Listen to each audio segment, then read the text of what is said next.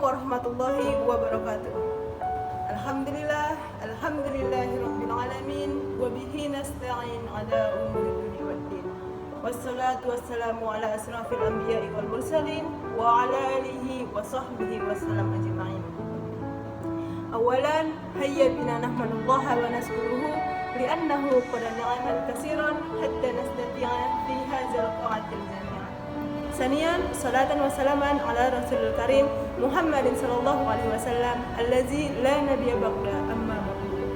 Yang saya hormati Bapak dosen pengampu pendidikan agama Islam yaitu Bapak Imam Fikri, dan yang saya sayangi teman-teman saya sekalian sebagai audiens. Pada kesempatan kali ini saya akan menyampaikan sedikit ceramah singkat yang berjudulkan keutamaan melaksanakan salat dan menyempurnakan salat. Teman-teman sekalian, sebenarnya apa sih tujuan hidup manusia? Allah Subhanahu wa taala menciptakan jin, manusia dan makhluk lainnya hanya untuk bertakwa dan menyembah kepadanya. Allah berfirman di dalam surah Az-Zariyat ayat 56. Bismillahirrahmanirrahim. Wa ma khalaqatul jinna wal insan illa liya'budun. Dan aku tidak menciptakan jin dan manusia melainkan hanya untuk menyembah kepadaku. Allah juga berfirman di dalam surah Al-Baqarah ayat 43. Bismillahirrahmanirrahim. Wa aqimus salata wa atuz zakah wa arka'u ma'ar raki'in. Dan dirikanlah salat, tunaikanlah zakat, dan rukulah bersama orang-orang yang bertakwa.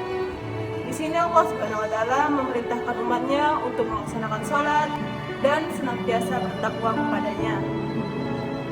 Sehingga Allah memberikan 5 keistimewaan kepada orang yang melaksanakan salat dan salatnya itu benar sesuai dengan yang diajarkan oleh Nabi besar Nabi Muhammad Shallallahu Alaihi Wasallam. Langsung saja, keutamaan yang pertama yaitu orang yang benar dalam salatnya dijamin langsung oleh Al-Quran. Semua doa-doa yang ia panjatkan akan disegerakan untuk dijawab oleh Allah Subhanahu Wa Taala. Jadi kepada teman-teman sekalian yang mempunyai keinginan ataupun hajat yang ingin segera dikabulkan oleh Allah, maka dirikanlah salat sesuai dengan yang diajarkan oleh Nabi besar Nabi Muhammad Shallallahu Alaihi Wasallam. Poin yang kedua, orang yang benar dalam salatnya dijamin oleh Allah akan diberikan kemudahan dalam hidupnya, bahkan juga rezekinya. Orang-orang yang meningkatkan ketakwaannya kepada Allah akan diberi kemudahan oleh Allah. Lantas, bagaimana cara untuk meningkatkan ketakwaan tersebut? Kalimat takwa disebutkan 115 kali di dalam Al-Quran, dan kalimat pertamanya bersandingan dengan salat pada surah Al-Baqarah ayat 2 dan 3. Bismillahirrahmanirrahim. Dzalikal kitabu la raiba fihi hudan lil muttaqin. Siapa muttaqinnya? Pada ayat ketiga. Alladzina hum yu'minuna bil ghaibi wa yuqimunas shalah. Orang yang menyempurnakan salat. Jadi, cara kita untuk meningkatkan ketakwaan itu dengan cara menyempurnakan salat. Yang ketiga, orang yang benar dalam salatnya dijamin oleh Allah akan menjadi orang yang baik.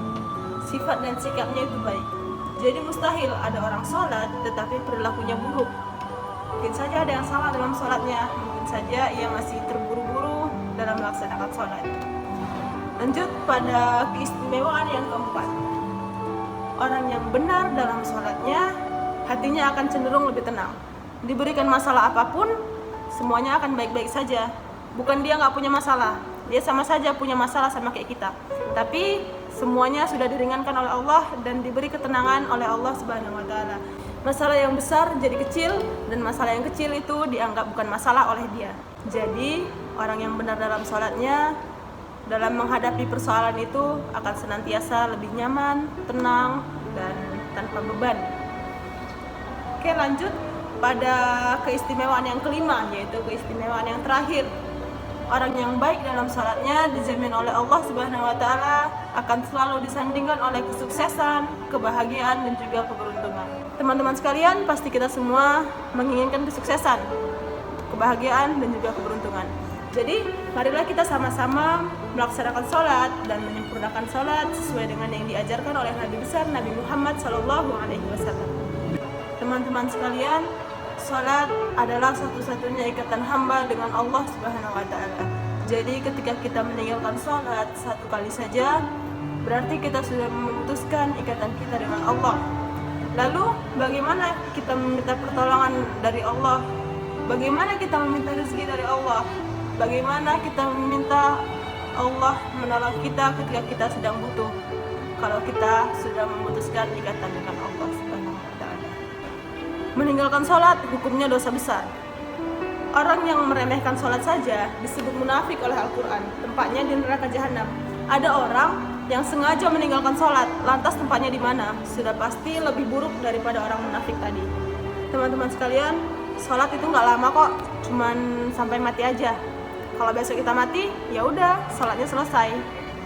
Mungkin itu saja yang dapat saya sampaikan pada kesempatan kali ini. Mudah-mudahan bisa memotivasi kita untuk senantiasa melaksanakan sholat dan menyempurnakan gerakan sholat sesuai dengan yang dianjurkan oleh Nabi besar Nabi Muhammad SAW. Mudah-mudahan yang tadinya sholatnya masih bolong-bolong, semoga kedepannya bisa rajin sholat dan melaksanakan sholat 5 waktu.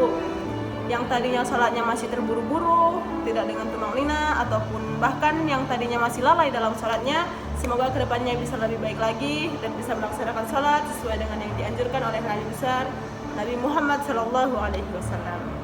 Teman-teman sekalian, sebanyak apapun motivasi yang kita dapat, jika tidak ada niat dalam hati, maka semuanya akan sia-sia. Maka marilah kita sama-sama tanamkan dalam hati kita masing-masing untuk berubah menjadi lebih baik dan senantiasa bertakwa kepada Allah Subhanahu wa Ta'ala. Sekian yang dapat saya sampaikan.